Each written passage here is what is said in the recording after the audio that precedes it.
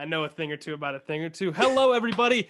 It is Fred here, the Orca Man, and welcome back to Orca Talks. I'm playing around with the names. You'll find when it sticks down the line. Today, I'm lucky enough to have my good best friend, Coral, on from, just down the street, actually. But for that, I'll let Coral introduce herself before we get started. Hello, Orcapod, I guess. It works. God, the things I've seen during this quarantine. Fair. Okay, my name is Coral. I am from the Dominican Republic. I've known this man for 4 years now. That's scary, but yeah. Yeah, that is a dreadful thought to think about. And what else? We met in our first week of university, orientation week. Before university started. Yeah, orientation week before university started. Although we did not become friends then, we just met then. Yeah. We waited until university actually started, and then that day actually, we were like, this one works. Yeah, no, and that is quite a funny story. In and of itself, it's like one of my two fucking hyperfixations. There's Harry Potter, and there's Killer Whales, and then there's Harry Potter. Well, there we go. And like we just found a small group that had the exact same hyperfixation as we did. It was very random. I don't know. No, wait. I said that, oh my God, it's September 1st. It's the first day of Hogwarts. And then you went like, oh, I have like all the clothing in my room, in my dorm. And I was like, you're going to take me to your dorm and I'm going to wear all of your things. Of course. As one does with a person one met like a week ago and has had a whole one conversation with. Yeah. Well, like, what else are you going to do? When you find out somebody has a Gryffindor robe, you don't just go like, oh, okay. Where is it? How can I see it? Where's the wand holder? Those are the first three questions, without a doubt. Exactly. And then go ahead. Well, and thus the greatest picture of the start of the semester ever was created. There's a picture of you and I. It's in front of IKB. Yeah. In front of IKB. You're pointed to the sky, I think, or is it me? Yeah. I think I'm pointed to the sky with the wand. Yeah. Yeah. And special. Yeah, and that I just had the very vivid realization that we want to recreate that with graduation robes, and that's not that far along the line. No, it's not. But we aren't gonna. I don't know that we're gonna get graduation robes, which is a good thing that I have the Quidditch one, or not the Quidditch one, the Gryffindor one. It's gonna work. You actually can rent them. I've been looking into it because I do want to get pictures with the robes around campus. You can rent them. That's smart. I want to get pictures around campus, but I want to get I don't want anybody professional to take them. Like, I'm going to ask my roommate if he can take some. I'm going to ask our buddy Harry if he can take some. Like, I want pictures at the bar. Like, I am very excited for the kinds of stuff that I'm going to be, I want to try to pull off. I'm pretty sure Riley's going to take mine. Fair. But yeah, no, that is just insane. We're gonna What's happened in the past 4 years? Well, the one of the things that I gotta say, when I first entered into university, college, whatever you want to call it, depending on where you are, I had no expectations in terms of what I would see walking out of it. And I gotta say, for meeting on the first day of school, you and I have had our fair share, to say the least, of adventures these past 4 years. It's kind of absurd. I think it's a great mix of us just having little to no regard to the next step. We're like, okay, we have a first step. That sounds great. Let's do that and see what happens after that. We choose first steps very well, though. Right? We do. If there's anything, we're like, I remember the most recent trip at the very least, we were like, okay, we're going to take a train down to Seattle. And that was it. That was all we had. We were like, we're going to come back tomorrow, maybe. But that train was all that was actually set in stone. Yeah, no, that was great. I still remember my friend from the border. His name was Mario. Shout out to Mario from the border. Gotta love that. We discovered that we both spoke Spanish, and I spent 30 minutes just chatting with this man, and Fred just confused. because like he was American, his transition was very smooth. But I was, to be fair, mine was not difficult. I was just chatting with Mario. Easy. It was great. And then arriving to Seattle and deciding to walk the whole city. Definitely. I hadn't been My down to life Seattle in a still long hurts. time. Yeah, that's fair. That was quite the trip. We entered into South Seattle and we walked all the way up to the University of Washington, and then took the bus or something back down all the way, or like Uber down. Like we went up and then back down the whole stretch of the city, as far as I'm concerned. Yeah. That being said, I've dragged you down to the States a good amount of times over the past little bit too. Yeah. I mean, yeah, to be fair, like in the count, the keeping count of the amount of times we've dragged each other to the States, it's like 1 to 5. Yeah, something like that. To be honest though, I think I've been to the States. This would be funny to think about.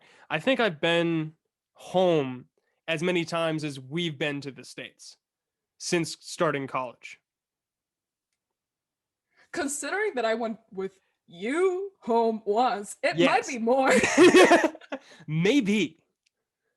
I can feel do like the that one's math. double counted. I'll have to do the math some other time. But 110%, because we went at least once in first year, twice in second year, and otherwise. But so for anybody that doesn't know, a lot of the trips that we go on is down to Friday Harbor. It's like that was the quintessential trip of, I'll call it like my university experience. It's best like something that's been consistent throughout all the years, at the least. Okay, but you can't throw Friday Harbor without providing correct context. You Well, must. so correct context is, I feel like that's different depending on who we're talking to. Friday Harbor, as anybody knows, is the home of the Whale Museum. That's where I first found it. So I came out to the Pacific Northwest initially. I was like, oh, the Whale Museum is super cool. The only thing better than the Whale Museum, and you'll hear this time and time again, and the original story will come out at some point, is Haley's Sports Bar and Grill, their nachos. It is the best plate of nachos in the world. There's not a question. There's no other thing that levels up to it. But that's how I've gotten a lot of people to come down with me. I'm like, oh no, we got to go see these nachos. When in the back of my head, I'm like, oh, we're going to go see whales. Maybe. There was one time where that worked. But that's the context behind the city itself. Behind going to Friday Harbor multiple times.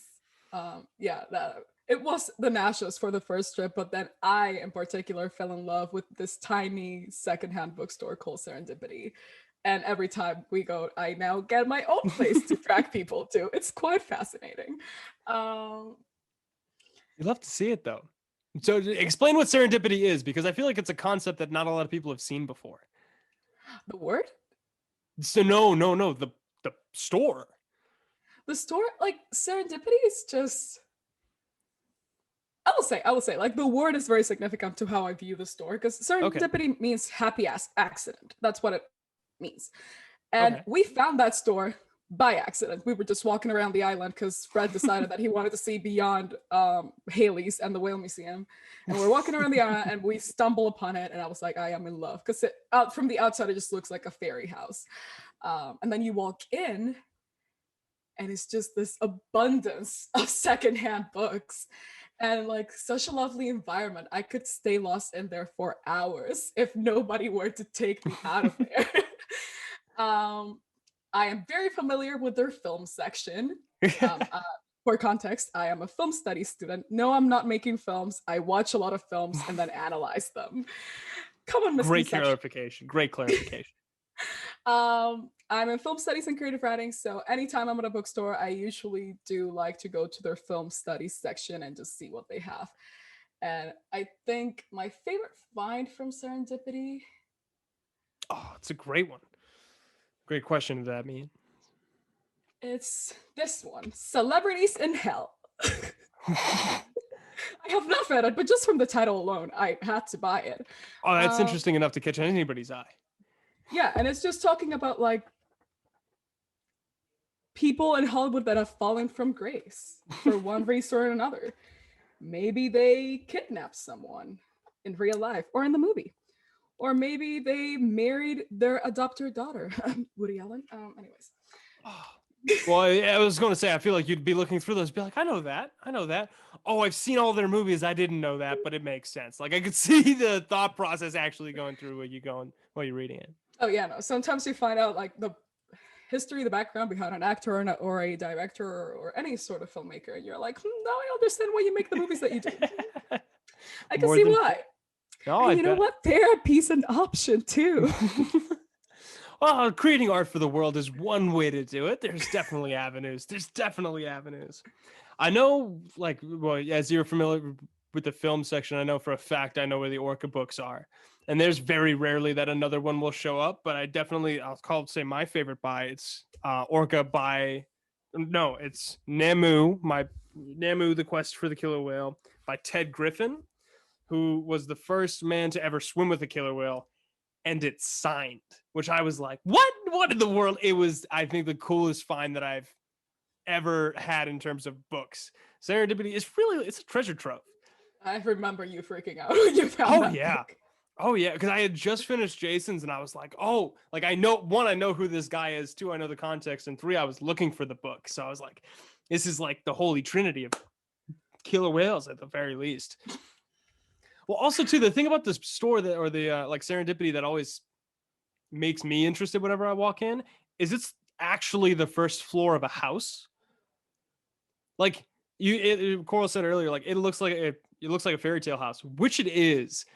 But as soon as you walk in, like the living room has like its own book setup. There's a bunch of shelves in the middle, but then you go into like the kitchen area and there's a bunch of cooking books.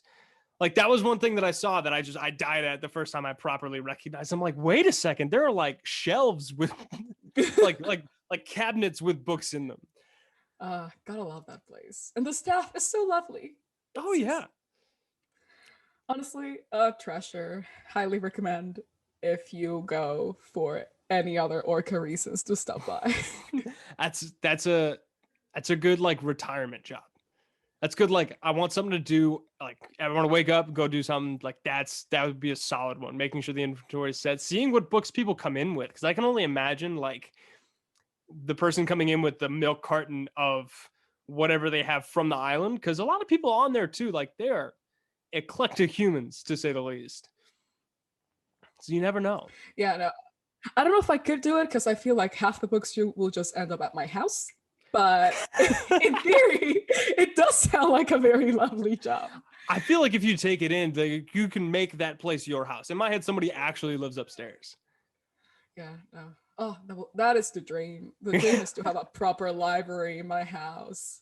Like, I don't know if you've seen those videos of the secret libraries behind bookshelves or behind walls. And oh, yeah. That is what I want. That and an international passport is what I want. That's the key to success. That's the key to happiness at the end of the day. Oh, I love it. Okay, let's talk about... No, you go. You have something. No, I was just going to say, like, talking about Friday Harbor and whales, which I think is the reason why we're here. The very first time I saw whales was at Friday Harbor, where Fred led us on a very weird goose chase, trying to chase alerts from a Facebook group that whales were around. They were going up or down the island. I think they kept on flip-flopping too, which didn't help our case. Did not. But we did end up seeing them, which was very lovely. That was impressive. I talked about this a little bit on the last one too, because we started at the top of the island, went to the bottom, and then we were like, okay, it was literally Goldilocks story. We're like, oh no, we're too high. And it's like, they got to be down south. And then we went south and we're like, oh, we're like just a little bit too far. And then we looked up and saw the boats. I'm like, okay, we're going to pinpoint here. And that was where, so it was funny too, because in the very first recording of this podcast or talk show, whatever you want to call it, my dad was talking about like the different names that people have for orcas. Yeah. I was like, you created your own at this point. Yeah. So I've baptized Orcas Billies. Do not ask me why. I will not take questions at this time. And they are Billy something. You know, Billy is just like their overall classification, and then each of them, their personalities, they get their own designation. So there was Billy Fred, Who was Billy Fred? Billy Fred was just obnoxious and didn't want to be seen, but he kept flashing his fin. He just knew we were great. Like he just knew he had all of our attention, and he was just teasing the whole time. So that was Billy Fred. And I haven't been able to baptize any more orcas because I haven't seen them since. But believe me, the next time I do, I'll give them a personality. They're gonna be Billy something. Let me know I'm if excited. you want me to baptize an orca after you. I will. I'm genuinely interested because I'm pretty sure Billy was one. I'm pretty sure there was two. Yeah, there's Billy Fred and there's Billy. A very lovely woman that let us into her property so we could see the orcas closer to the coast because she had like an amazing coast view. It was amazing. I'm probably gonna end up bleeping out the name, even so. As soon as I said it, I was like, maybe not. So fair. But that was a trip. I can remember too. We had a couple of friends with us, and they didn't run down with us to the coastline, if only because of the situation at hand. But the whales themselves, I think that was the first time that I've seen orcas since I entered university, since like 2017. Which is a long time for you. It's a long time. It's a good amount. Well, also, definitely, the only other thing that I've found weirder is that this is going to be the first, or right now I've completed the longest time that I've gone without Haley's nachos in, hear this, 5 years. That sounds about right. It does, but like that's kind of crazy to me. I sit down and like listen to that number. I'm like, wow, that I didn't realize how consistent it was. Yeah, but also like it just makes sense in my head that the only reason that you have not been there is because of a global pandemic. That is the only thing that tracks. No, without a doubt, it's the only thing that could properly keep me from them. I sincerely believe. But other than that, so I was trying to gather a list earlier of, because of all of the times that I brought you to talks, shows, like conventions. That's not the right term at all. And I've got a couple. Go ahead. Well, the first one that I can remember is Andrew Trites' talk on the Southern Residents. It was at the Science Center or something like that down by Burrard Street. Yeah. Was that like the Space Center? Yes, it was. Yeah. Yes, it was. Yeah. Now, what I don't remember is whether or not, like, what year that was. In my head, it was sophomore year, like second year. Like, that makes sense because the large one in which you presented was definitely in third year. Yeah. Oh, it had to have been then. Oh, wait. Yeah. We both lived in Marine. That was second year. Both lived in Marine. That was exactly it. That's it. That's precisely it. Yeah. that one, oh my God. So yeah, Fred dragged me to this talk. It was a talk on the Southern Resident Orcas. That was it. Yeah. It was like something simple. Yeah. And after the talk, there was a kind of like, it was like a meet and greet. Like chat, drink. There were drink tickets. There was wine. This is very important to the story. And we were just like walking around, chatting with different people. And at one point we separated. And I go to the bar. Yeah. And there's this very lovely woman just joking with the bartender, saying like, how dare you be out of wine? And I, of course, butt in and I'm like, how dare they be out of wine? You deserve your wine. Well, correct. And then we start chatting. And she like used to be a creative writing professor at UBC. And as I said, I'm also doing creative writing. So we like hit it right off the bat. And then she's like, oh, like, how did you enjoy the talk? And I was like, I'm super lovely. Like, I came with a friend. Just like here learning. I'm not really like the sciencey person. She's like, me as well. Like, my husband, Andrew, who presented, and I'm like, excuse me. It's like, wait a second. So Andrew was like the keynote speaker of the night. Dr. Trites. Like, yeah, Andrew, my husband, who presented. And the moment she said that, my brain was like, where is Fred? I'm like, I'm still chatting with her because now I know I have to keep her attention. I need to keep her around me. And I'm chatting with her and like trying to telepathically communicate with this man to show up because I do not see him. I think I was in my own world, like playing Legos or something with another person. Like, honestly, like this is a Being science useless, center. being Yeah. useless, being useless. And then somebody that we had previously talked with also joined the conversation. And I'm like chatting with both of them, super lovely. And then finally, telepathy decided to work and Fred shows up. And I'm like, oh yeah, like this is the friend that I was telling you about. Fred, this is, oh my God, I feel so bad because I don't remember her name. Mrs. Trites. But this is Mrs. Trites, Andrew's wife. And Fred could not be subtle for the life of him. Oh no. He just I have a terrible poker face. Hello. How are you? Like exactly like that. Like I was like, what's going on? It was terrible. And like in my brain, I'm like, man, I've invested too much on this for you to break it apart. But finally he got himself his semi together. And Luckily. we are chatting, having a super lovely conversation. And eventually Andrew joins us. Yep. And then it becomes like Fred and Andrew and me and his wife just chatting. I don't know what Fred and Andrew talked about, but well, I got to pick his brain. Yeah.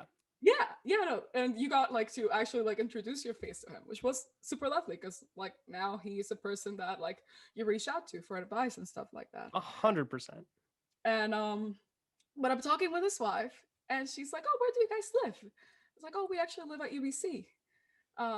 She's like, "It's so late. Like, how are you guys getting home?" We're busing. She's Of like, course. Oh, do you want a ride? Like, do you want me to give you a ride to campus? And I just score. And I just turned to Fred, and I'm like, Fred, this amazing woman. Of course. She just offered us a ride to campus. And Fred's like, oh, yeah, of course. As I said, negative 100 chill. Oh, yeah. If it's no problem, like that would just be lovely. Like it was. So they gave us a ride to campus, not to our building, but like I want to say like just the right at the front front. of campus. Yeah, exactly where the bus would have left us off. Yeah, exactly where the bus would have left us off, and it took like 20 minutes less. Oh yeah. At least. And in the car, of course, we're chatting, having like a super lovely conversation. And like Andrew like tells Fred, like, reach out to me if anything. Yeah, 100%. It was like just and it was an actual connection. Like like immediate like we were friendly enough that he was like, "Oh, like if I see you around, like let me know, like whatever you need." Or not whatever you need, but you know what I mean. Like support, help, guidance, like the offer was there. Like, yeah. Super lovely couple. And then once they dropped us off, they went away. We walked around the corner, and then we just died laughing. we were done. That was it. We were on the floor for 5 minutes. We were on the floor for 5 minutes going, that didn't just happen. Because I don't think, because all right, so even more context to this story, right? So this is second year. This had to have been March in my head. So this was a little bit after I officially started Sonic. So Project Sonic is where this whole podcast, TikTok and otherwise, like this originally was a much bigger idea. But I was working on that. So like when we went to the talk, which I also didn't have a ticket for, you had a ticket. I like luckily got it. At the end, they were like, I like got there, I think 2 hours earlier, and they were like, yo, like sit on the side, we'll bring you in. I mean, it was a $5 ticket, so I'm not crying about it. No, it was okay. I'm pretty sure there was still empty seats even once they let in the people that were waiting, because I think it was like me and 3 other people. Bad memory. There were people standing in the back. Oh my. I was focused. Damn, I really not thought about like being inside in a while. I can remember talking with them and then going out, but I didn't really think about the inside. No, you're definitely right though. Yeah, standing room only. God damn. Well, either way though, like I had started to learn about who Andrew was a little bit beforehand. I started looking at the work he did. And then even after he talked, which when he was speaking, like I've been looking at this stuff for a long while in terms of the Southern residents and trying to keep up with research or otherwise. So seeing this man who is the head of the Marine Mammal Research Unit at UBC like go off, the second that I walk over to Cora, I'm like, there's no way you did this. Come on. Like, really? Of all the days, of all the people who had to be of all the places that were out of wine, that was about the luckiest draw I think I could have hit, or you could have hit it rather. Yeah, no. And honestly, like, it was just being there, like the right place, right time. Right place, right time. That was the idiom I was looking for. But yeah, no, like we just died laughing for like a solid 15 minutes before we even attempted to walk to our building. Which we stumbled to. We just like stumbled with laughter. Like, I don't think there was like 10 steps that we weren't like, what just happened? And the next day we got stopped by the news channel. I totally forgot about that. Yes. That was 100% a thing. We were walking by like the hospital or something, right? Yeah, why? I don't know why, but we were there. And oh wait, was it that Bruno's kidney stone? No, that couldn't have been that fast. No, I think we were walking. Maybe it was. No. Second year? You were Marine. You were Marine. Like, that's my key. It had to have been that then. Bruno had a kidney stone. We went there. We leave. Some dude has a camera and a microphone being like, yo, what do you feel about the what do you guys think of the seal call? Right off the bat. That had to have been it. Yeah, I think it was Bruno's kidney stone. And Lucky then for us. Yeah, and then we got to be in like Canadian news. Me saying I was trying to become a vegetarian, which to be fair, at the time I am not longer in that space of mind. But I think the funniest and also kind of like learning the behind the scenes of the industry part was Fred went on a whole discussion of like the different implications of seed calling.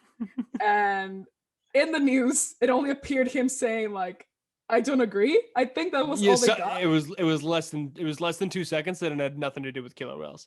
Like, I was talking about the transient orcas and how it might affect it, but they were like, no, like you said, it was bad. Okay.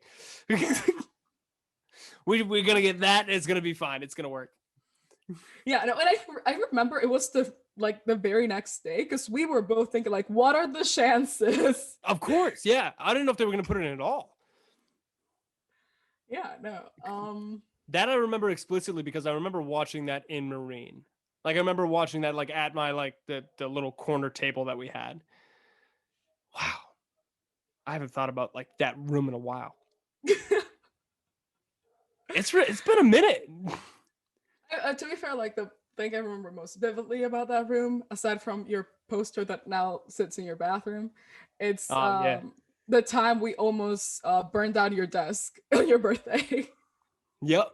Residents did not see that video during the time where they could do anything about it, so we're okay now. It was like the desk did not burn down. Yeah, it looked like a stick of dynamite, not gonna lie. It was like they got this candle they put this candle on top of a cake for my birthday, and it was like it shot up at least 2 feet in terms of sparklers in my head. Trust you on that. I do not know feet. I have the video. But it's insane. That was special. I was very happy that RA wasn't, or it was called the Residents Association wasn't called for any of the shenanigans that happened that year. Well, I know Riley, Chris and I had some fun times christening some things in there as well. That was a trip. Yeah. I think most of it because you lived on the very first floor, like the corner room. When I would walk home from work, because we lived in the same building. Yeah. And when I would walk home from work and I saw that like the light was on and his window like curtain thing was open, I would just go to his window and just like, hello. Honestly, I think that was like the year of nightmares, because I would wake up sometimes to you banging. I'd be like, oh, okay, hello. Who's the person outside of my window? That was like an actually valid claim. Who else was knocking on your window? I don't know. Yeah, there's anybody and everybody that I know of that's been on the first floor will look outside and see some faces. You're like, who's that? I'm the only person that I know of that's like, oh, I know, like, I have a Rolodex of one person who would actually knock. Yeah, and to be fair, it was just more convenient because his door was near the back door, so I could get to the building earlier. It was You didn't have to convenient. take out like your key. Exactly. Yeah, it was a tool. Yeah. No, but oh my god, second year. A lot of things happened. Yeah. And Well, then then third. Then third happens, and that's the Marine Mammal Conference. Was there anything in between? Like, I don't think so. I think in between that we went down to Friday Harbor. In my head, that was when we saw whales. Was between the talk it with was a Andrew trip. It and was a then trip before your birthday. So yeah, it would have been in second year. yeah, it was. Could we that didn't happen before the trip that we went down and saw whales? That didn't happen before the talk. I don't think, did it? No. No. I feel like I by that point I already had like abstract orca information in my brain. Speaking of, what's the most abstract orca like thing that you retained that you sit down and like you realize like why do I know this? I don't think I can put like one out of the blue. Fair. I think I like the fact that their like pods are matriarchs. I Fair. find that very very top notch. And then It's also the name of one of the whales. top notch. Top notch. He has a Oh, top I notch. used to have, I don't know where it is, but I used to have this little like whale card from the whale museum. Yeah. My whale, their name was Cookie. Oh, yeah. it's the mother of Oreo and double stuff, I'm pretty sure. Double stuff. Of course. Oh, poor double stuff. Oh, of course. The worst part of it, they didn't sponsor, like Oreo didn't sponsor, so they just took those names casually. I don't know legally what the deal is with that, but I don't think they're going to take a name away. I don't think Oreo as a company is going to take a name away from a killer whale. Unless Oreo, the killer whale, starts making money, I don't think there's going to be an issue. No, that's fair. Yeah, no, like now that you put me on the spot, I feel like I forgot all my random orca information. Well, is there? let me rephrase it then. Is there a place though that you can remember sitting down, being like, "Why do I understand what they're saying?" Oh, definitely the conference that you spoke at. Like they were talking, and I was like, "I understand what they're saying. Why do I understand what they're saying? I understand the reasoning behind your concerns, like with the salmon issue. Why do I understand that? Confused." Fair. No, that's it. I can remember those sitting next to you and like you going off like, I get what's going on. Yeah, no, and like it doesn't have to be to do with killer whales precisely, but just vaquitas. I just find them very adorable.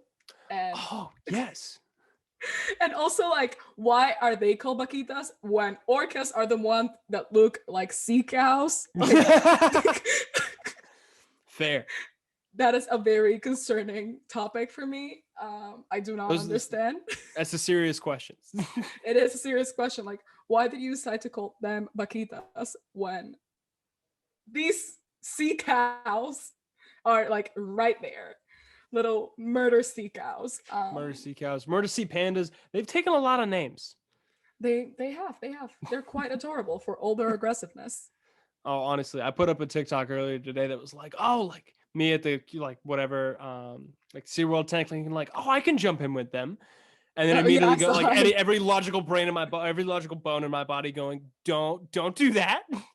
They are way stronger and bigger and more powerful. Like, baby, you do not want to be that kind of snack. No, I like that's a good line. That should go on every like whale watch boat.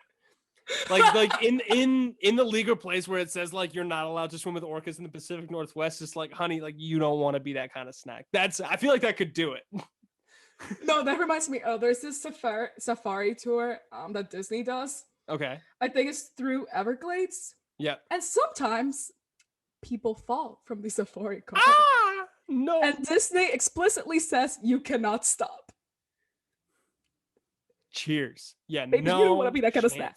No, you don't. That's terrifying.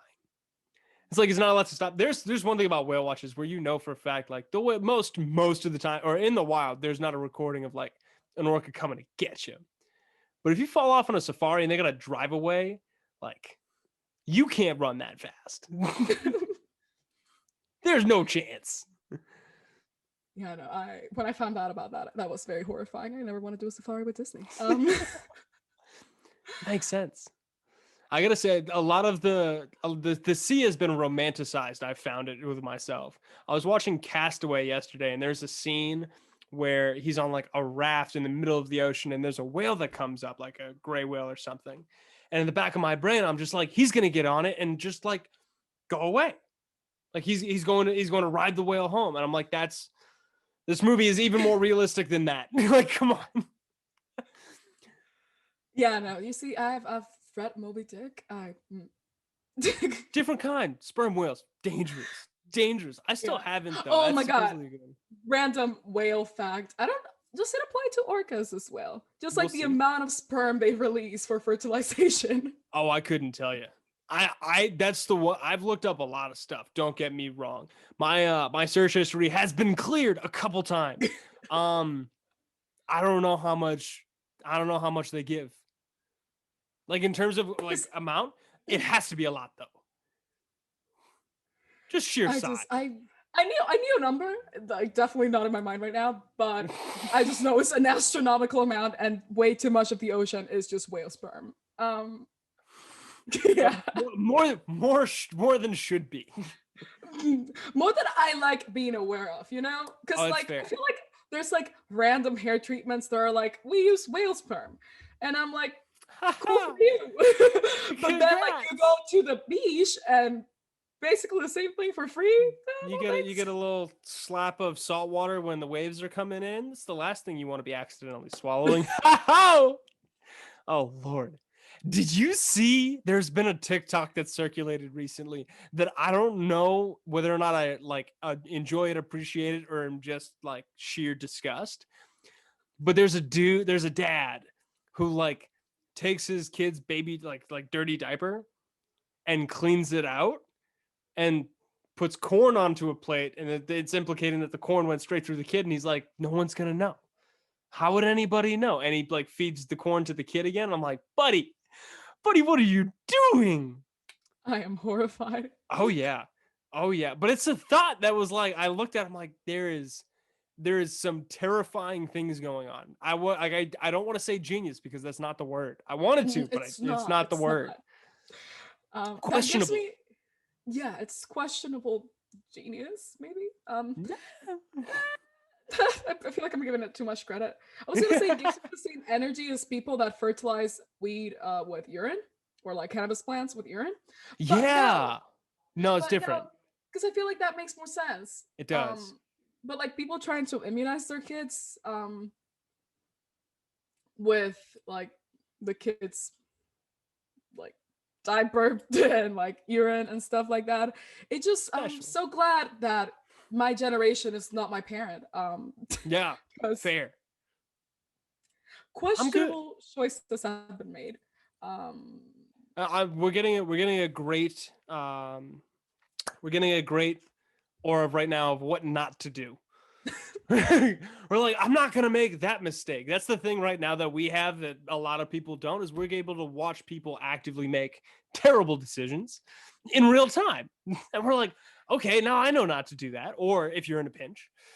That just reminds me of this TikTok that Hank Green did recently, where he was talking, I love him, but he was talking about how strange it is that you can make a human by accident.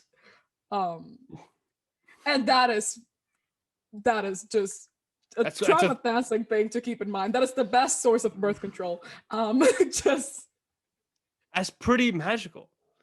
There's been a lot going around about Mary too right now, like Mary Magdalene, where people. I haven't seen that. I'll have to send you some later. But like getting pregnant on accident, that's such a concept though. Like you cannot think about it, and then all of a sudden, poof. Then all of a sudden, as this one person said it, you have a moron that made a moron. Like. Why? Have you seen the video of the mother who's like, parenting is hard, and like everybody's trying to give her drinks and stitching, like stitching the video with that? No, but that sounds like the kind of mom I'm gonna be. Oh, it's perfect. But like I ended up going and watching the whole video because I saw it too much, and she basically goes on to talk like all my kid is a mirror. Like I'm not allowed to be a dick because then my kid's gonna be a dick, and so I have to be better for him. I was like, wow, like that is some real struggle that Yeah, you no. have to go through. I mean, my mom can tell you a little bit about that. She like has told me that there's times she didn't like knock some sense into me because she was like, I would have done that. I sincerely believe it. I sincerely believe it. I can also see my thought process going around right now being like, I know the things that I'd love to see, and I know the things that I'm going to see in my children. Like Like, your face? the face is going to be given. The Danisco gene is definitely it's impressive. Strong. It's strong. Like, Oh yeah. also One of the most the potent. fact that Evan is 2 just blows my mind. Yeah. That makes no sense in my head. It won't. I held that baby and now he's like walking and has teeth. And what? like another sibling. I know, and she's so adorable. Oh yeah. Oh yeah. But like I saw Evan. Like I like, and I am just so afraid of becoming that lady that is like, I knew you when you were a baby. I am too young to be that lady. I feel like in order to get to that point, you need to be like 6 or 7. Like I feel like you need to consciously be able to like process things before that phrase becomes like annoying properly. Like you're like, who are you? I don't get it. I have a feeling that won't happen though. I sincerely like once COVID ends and you get your visa, US shape up. If you're hearing Don't this, tell me that my visa government expires in April. the government listens in on everything. Coral, get her visa. We need it. Please. Actually, my mom was telling me that the embassy opened up back in the DR, so I'll check if it opened up here in Canada because that would make some sense. But that would be nice. I would imagine that we have less COVID cases if I had to run a guess. Yeah. No, but also, where was I going? I was gonna say something and I forgot. It's fine. It's gonna come back or not. It's all right. It's all right. Move back to Orcas though. One of my favorite. I feel it doesn't matter which trip it is. We did an impressive feat this year, like 2021. The dorsal fin. So it snowed like maybe a couple inches a few weeks ago, and Coral came over and like we're like, all right, snow day. What do we do? And I'm like, the first thing that I wanted to do was like, we should make a dorsal fin. So there's this whale statue of this whale called Ruffles down in Limekiln, which is also on San Juan Island. And there's a picture of Coral standing next to it. And the dorsal fin is about 6 foot taller. Significantly taller. It's like 6'3". It would pass the Tinder test. Yes. For context, I am 5'3". So like a solid, people tell me I give tall energy. I am not tall. Oh, even from behind the camera, fair. I could see it. Then we build this dorsal fin that is, 6'5". Still towers over you at that point in time. But that was also one of the most impressive like snow sculptures I think I've ever seen anybody create. So I give us props for that. We deserve them. It was my first ever snow thing. And I am very proud of it. It was a lot of fun to make. I feel like it took forever, but also was done very fast. Like I feel like it took us like 2 to 3 hours maybe to make it. I was gonna say 2. 3 makes way more sense. We were aggregating a lot of snow. We used all the snow on the porch, which is like 10 feet. No, more than that. It's like 18 by 18 feet. Like it's a good size. Yeah, that makes sense to me. I'm like calculating it in like people. I'm like, how many like the tallest person I know across the way? Fair. Yeah, it's just weird. Like I know height, like in feet, but like just for people. So I understand height and feet to like 6'5". After that, I have no idea what you're telling me. After that, I use metric system, Oh, it's a and I person and a blame half. exactly, and I blame the American media for that because like they will describe people in feet, and in books they describe people in feet. So I learned like heights of people and feet, and then everything else I learned in the context of being in a country that uses the metric system. Yeah, I gotta say it was interesting coming to Canada, learning 1 meters in the metric or the metric system in general. 2, like kilograms, which I still haven't gotten. Like I don't know my weight in kilograms. Oh, I Um, have. right? But 3 is temperature. I've slowly acclimated to Celsius. Still haven't. I know what, and it's the same thing as you have with height. Like I know what things feel like. Like I'm like, oh, okay, like it's around 5 degrees. But if you're like, oh, what's 5 degrees in Fahrenheit? I'm like, don't no clue. Does not process, does not work. Yeah, I don't. Yeah, no, like Fahrenheit's to me make absolutely no sense. Every time I'm in the States and people are like, oh my God, 70 degrees. And I'm like, what does that mean? We're gonna die. That sounds like, are you trying to bake me? Like, um, A little no, much like, there. yeah, Fahrenheit is something I don't think I'll ever understand. I just ask people to adapt temperatures for me, and people usually do. It works. We're not in a place where it's necessary. Also, too, like in most things, it says it both. Yeah, So that yeah. works out.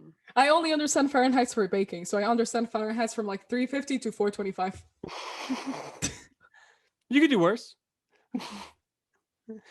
You could do worse, without a doubt. I gotta stop saying that. One of the things you started a podcast recently too, or you've started doing a pod. So yeah, I launched a new podcast. I did a podcast last term, but that was mostly as part of the programming of a festival that I was doing as part of my job. At UBC, I do special events and stuff like that.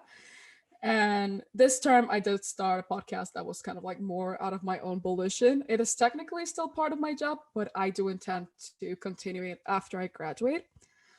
And it is a podcast book club.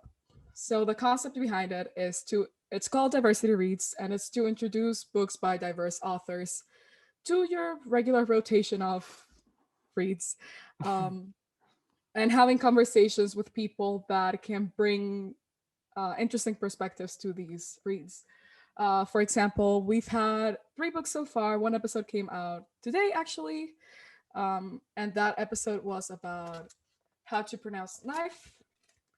Here's my copy, as you can see, very well loved. And this book in particular is a collection of short stories. They're all about immigrants from Laos, because the author is a refugee from Laos.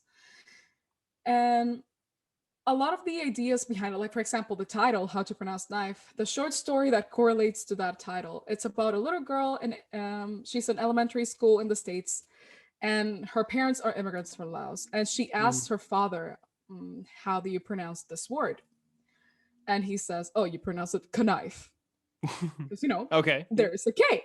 that's how it works. Arkansas. And then, exactly, that annoys me so. But yeah, the father says knife. And then when the little girl, the teacher at the school asks her how to read the word out loud, the little girl says knife. Mm-hmm. And the teacher says like, no, that's not how you read it. How do you read it? And it's it explores kind of those immigrant experiences that you have with language and with trying to gauge the American dream and trying to understand where you fit within the American dream. Mm-hmm. Won't talk too long about it. It was honestly an awesome conversation. My guest, Indra, super lovely human, UBC alumna, and she actually has an Instagram account called Inclusivity, where she promotes the presence of people of color and marginalized communities in the snow sports community. Oh, dope. Yeah, no, actually pretty awesome. She actually has an event coming up soon. It's like yoga for skiers, so you don't injure. Nice. So I have not attempted a snow sports in a while. Not yet. Not yet. Not yet. That is true. I've been told that I'm gonna do that at some point. We're gonna drag you and Bruno. Yeah. It's gonna be me and Bruno with the little kids just like doing our like training session and being like pizza. I'm excited. That's all I remember. That works. The one time I tried it. Yeah, no, and it was just a super lovely conversation about the immigrant experience and the things you have to do to adapt and fit in, and also try to stay true to yourself in some sort of capacity. I love that. Yeah, and then other books that we've read, Clap When You Land. That book was written by a Dominican author. Very much a biased choice by me, but it was an amazing read. It is a novel written in verse, and I highly recommend it. Nice. Yeah, and I funny thing is that I had never read a novel written in verse until I started the podcast, because the first book, The Return, which was about a Haitian exile that was based in Quebec, that was also a novel written in verse. And Really? I had never read a novel written in verse. It was not intentional. I just chose those two books because I found myself very interested in the authors. Yeah. And they happen to be novels written in verse. But I found that, first of all, so easy to read. Like, it's just flies by. But at the same time, it like hits harder in a way. Just because sometimes you read this verse that is like so beautifully written, but it's like an important plot device and your heart is just played with by words, and I love it. One question I would have, just to make sure, because I want to make sure I'm thinking about this the right way. When you say a novel written in verse, what does that mean? It literally means, so here's Clap When You Land. Lovely. A novel written in verse. Okay. So for those of you who can't see, it's like 2 lines spaced. Like a poem. Like a poem. Yeah. Yeah. So the novel is written like a poem, the whole novel. That's impressive. So I feel like it's a lot more work as well in order to make it like properly flow. Oh. Yeah, and honestly, like Elizabeth Acevedo, the author of Clap When You Land, she does a beautiful job in just creating a cohesive narrative all throughout. Because the slight difference between Clap When You Land and The Return, which was the other book that I mentioned, is that The Return, each chapter is a different poem. Okay. They all connect, like they all tell the overall story, but each chapter focuses on a specific element of the story, while the Clap When You Land is literally just the story flowing. They're both written in verse, very different styles of verse. But yeah, to wrap it up a little bit about my podcast, it is a podcast book club. We have an Instagram account, Diversity Reads Podcast, and we are available anywhere that you would like to stream us. We also have a Goodreads club that you can join and just be part of the conversation. And I've had a super lovely time just chatting with people, and I never need an excuse to read a book, so now I have one. Or even more so now. There's one thing definitely that I started laughing at, especially once, like I told you, I was starting this one, which technically at the time I'm recording this hasn't even been published yet. And then you now out with 3 episodes? 4? 3. 3. I was right. Like we properly did the 20-something-year-old quarantine thing where we sit down and go. And just to speak to your podcast a little bit more, I think my reading diversified, apart from Orcas, I think would be a great start. Yeah. Like with you, I feel like we need to start slow. Like we need to first get you out of the genre of Orcas and then grow from there. Yeah. For me, like it's been a mission in the past 2 years or so to just read from more diverse authors, because I've realized that a lot of the books that I've read a lot of books, but a lot of them were written by like cis white authors, and I was like, there's only so much I can relate to these stories, and there's people like me writing stories. So it's all about kind of like integrating different voices to my narrative, and voices that at times are more similar to mine than those I've been reading my whole life. That's definitely a good way to go about I highly recommend diversifying your reading list. I feel like you'd be better for it just in general. like one being able to relate with, as you said, people that are more like yourself, but then also too, like for anybody else that maybe hasn't experienced it, I can only imagine, like the Haitian author you were talking about. There's very few people who can properly get a look into what it's like to live as somebody who's had to leave their country like that. And I Yeah. can only imagine being able to read it, it allows it a little bit of insight. So Yeah, because that's the thing. It's not only about like finding the voices similar to yours, it's also about like understanding all the narratives that there are. And it's one of the reasons why I chose specifically fiction for this podcast. Like oh, all I the reads liked it. that I'm doing are fiction.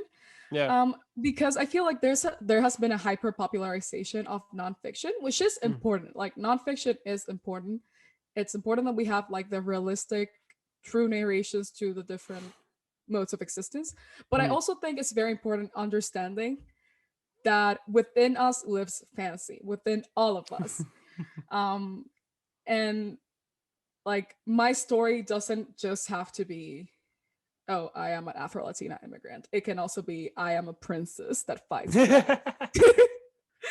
And I think I will be a very great dragon fighting princess. So it's I'd all read that about, story. thanks. I think it's all about, yeah, like just bringing in perspective and, No, that's fair. yeah, reading a lovely book with a cup of tea. I gotta say that's one of the things that I'm, even with this podcast, and this is in such a different way. I've been trying to figure out a shorter way to explain it, explain this idea more concisely. But like, one of the things about this podcast and just my interest with orcas in general is like I'm finding interest in, I'll call it the diversity of people that are interested in this particular subject. So even just little foreshadowing for this, like I am very excited to talk with researchers who's been like looking at the brains of killer whales versus the fishermen who've interacted with them out in the waters of the Pacific Northwest or otherwise. There are people in Norway that are snorkeling with them. Like you can pay to like go out on a charter boat, and like the way that they So all when's interact that with this. happening? 5 years. I'm putting a cap I'll of take 5 years. Yeah, I'll right. take I feel like that's a good amount of time. You can name all the billies from underwater. You can even say hello. Even better. Something very special. It is going to be cold though. I will say. For the We'll sake of cross baptizing bellies. that. Well, in the waters, in the fjords of Norway, I feel like that's a good place to be baptized. Yes. if there's ever a place. But yeah, even like the views that all of these people and even many more. I know I'd love to speak with some First Nations communities and otherwise, like the way that you interact, understand, and cherish an animal is one way of one way that I'm definitely excited to hear about, learn, and like grow, because I know mine is yay big so far. Even with the books that I've read, I can only imagine what the people that have experienced them will have to offer. Yeah, no.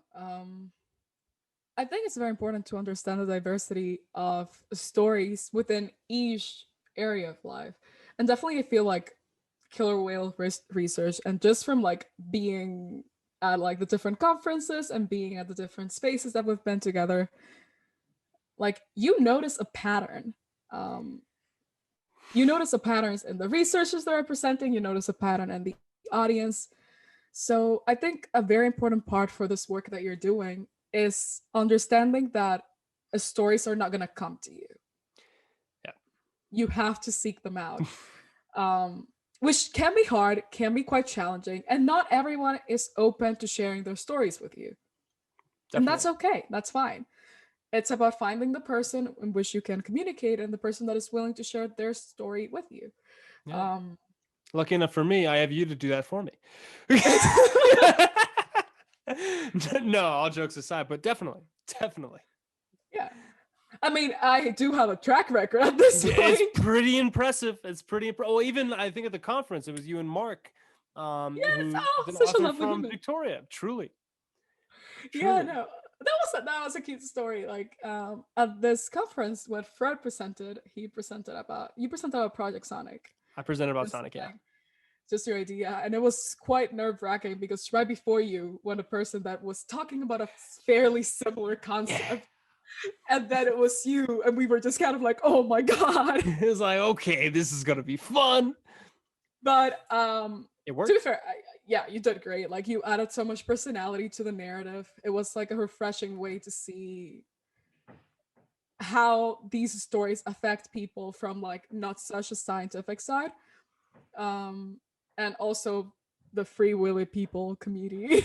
Oh my, that's a thing. Free Willy people are people, and I didn't know that they existed before like 2 years ago.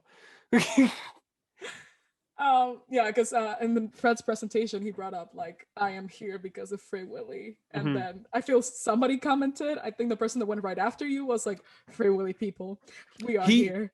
They are, and it was also like, so the guy that commented, it was, I believe, Kenneth Balcom, no, it wasn't Ken Balcom. It was Ken Balcom's son who did the filming for the original movie. He did like all of the shots that you see at the beginning and the end of the film. So he's like, let's talk about it. And I still haven't reached out to him. I need to take him up on that. Be like, hey, 2 years ago we were at a conference. You know what? I've reached out to people with less of a connection. Do it. Here. But one of the other presenters was Mark. He is an author. He's written multiple books about killer whale stories. He's written books for children as well. And he actually teaches, or he taught at that time, creative writing at the University of Victoria. I believe he still does. I think he has a Marvel course right now. I think. I'm not sure. Oh my god, there's this TikToker. He's a professor and he's teaching like a superhero course, and I have his syllabus because he published it, but I can't get the book that he's using. Oh really? Because it's not available anywhere. I looked on Amazon and everything, and it's anyways. Side note. But okay. Mark, like the thing that like just right off the bat, I was like, I'm talking to him. He's gonna be my friend. He started his presentation by saying, "I am not a sciencey person, and I'm here to tell you why you need to stop sciencing things for like the general public." Those were not the exact words, but that was the concept behind his presentation. 100%. And it was just great. He was talking about the idea of humanizing the whales, but not to the point that you degrade them to like pets. He complained about Oreo. He did. He did. But yeah, like the idea of humanizing the whales and not talking about them like they are kind of like science experiments. So like not calling them like, oh, L22 and J25. I'm pretty sure those are whales. Yeah. And precisely. Both of them. And yeah, J, L, and K. No. There you go. Random. There's the random fact. There's the random fact. Those are the Southern residents. I mean, those are the ones that I have any amount of expertise on. That works. Those are the ones that everybody has the most expertise on, or like they're the ones that should be known. So well done. But aside from that, he started talking about like how we should be humanizing the Orcas in order to get people to care, because people, like humans, can't really see outside of the scope of their own experience, which is a very cool like sociological concept. 100%. But he was just introducing this idea, and I was like, I want to befriend you. So I did exactly that. There was like a break where everybody was like sharing crackers, and that time where you could share food with strangers, and it was not frowned upon. And I came up to him and I was like, "Hey, Mark, my name is Coral, and I really liked your presentation." And then we started chatting. I started telling him that, I'm like also like I'm pretty sure I'm the least sciencey person in here. Have not taken a science course since the point where I was not made to take a science required. The science requirement for university. We don't talk about her, but that was the last science course. And like we're Facebook friends, and like I've emailed him about like some creative writing stuff, like closer to when we met. And now I need to find out if he's teaching a Marvel course, because I will cry. I think you could get the syllabus and the books from that one if I had to imagine. But yeah, no. And then introduce Mark to Fred. Yep. And they also became friends, or like became acquaintances. And and like Mark, super lovely human, as we said. He's teaching at the University of Victoria, and Not just the best. he is definitely one of my orca sources in my Facebook feed. I've like laugh at this point in time. I don't know whether to be proud or scared for the amount of orca influence that you've come to have in your life because of me. I appreciate it because I know that I can do it. Yeah, and honestly, I feel like if you just gave me like a few tips, I could have an orca conversation with a person. I just need to like refresh the stuff that is in there. Oh, I feel like if you entered into a conversation like properly, like I'll call it like entered into a conversation at the conference, something about orcas, like you could speak intelligently. Like you would show up, you're like, I have more background knowledge than somebody who just showed up. I try. You do well. With that, we're coming up to a little bit over an hour, so I think we'll wrap it up. First, before I say anything else, I want to thank you for all of the connections, the things that you've come with me to on this crazy journey. Because I know for a fact Andrew wouldn't have started without you. I know for a fact I was pooping myself at the conference before that presentation. So having you there was definitely a source of comfort. So thank you for all you've done for me. With that, though, for the 3 people watching this podcast or whatever it might be, you plugged the Diversity Reads podcast. If you want to give like an account name or anything else that you're doing right now before we sign off. Yeah, just check out Diversity Reads podcast on Instagram. Like that is the exact @ and I don't know. Hope you got something out of this. Thank you so much for having me. Of course. I'm more than happy to. Thank you so much for anybody that's listening and anybody that's watching. I know for a fact the GoPro I'm filming on a GoPro right now. I haven't looked at you the whole time, so I'm going to fix that next time. Otherwise, I think that's a good time to sign off. So thank you, everybody. I'm going to reach under here and stop.